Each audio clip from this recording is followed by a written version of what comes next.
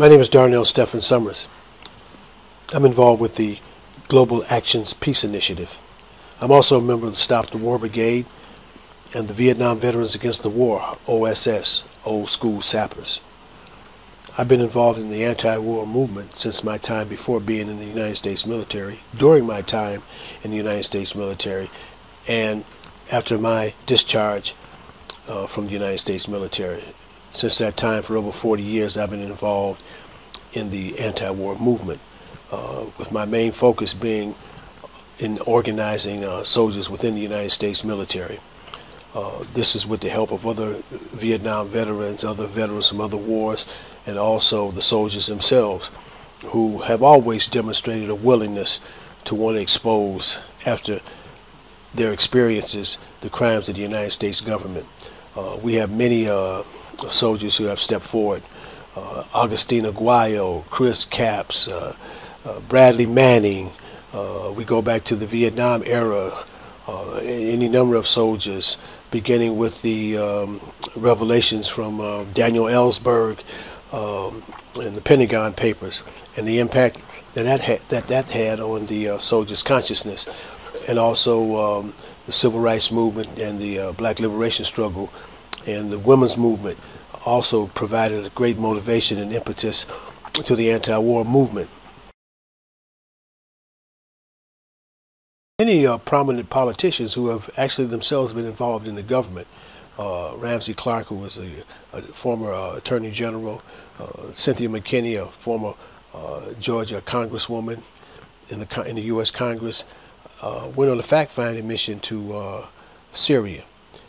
They've come back and said without a doubt, categorically, that they're opposed to any more war plans of the United States military, and that this next war would be also based on a lie.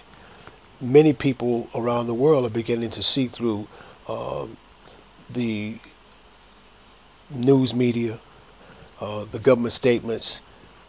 They know that the Iraq war was illegal and based on a lie. They know that the Afghanistan war is based on a lie, and pretty much that most people recognize that this next war is based on a lie. That's why the English Parliament was forced to deny the support for an immediate attack on Syria, because they were being pressured by people from the street, by their constituency, by the people who put them in office. And the scope and breadth of the political spectrum is pretty wide, and this forced them to not to support that war, not to support the war plans. In the United States, we saw Obama try to just buffalo his way through the Senate, through the House of Congress, and since learned that upwards of 90% of the American people are opposed to another war because they have other problems. They recognize that their government has lied to them continuously, that people have died needlessly, that trillions of dollars have been spent.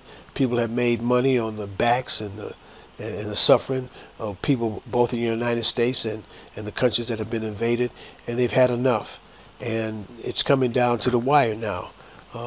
The ability of the government just to deceive the people is diminishing.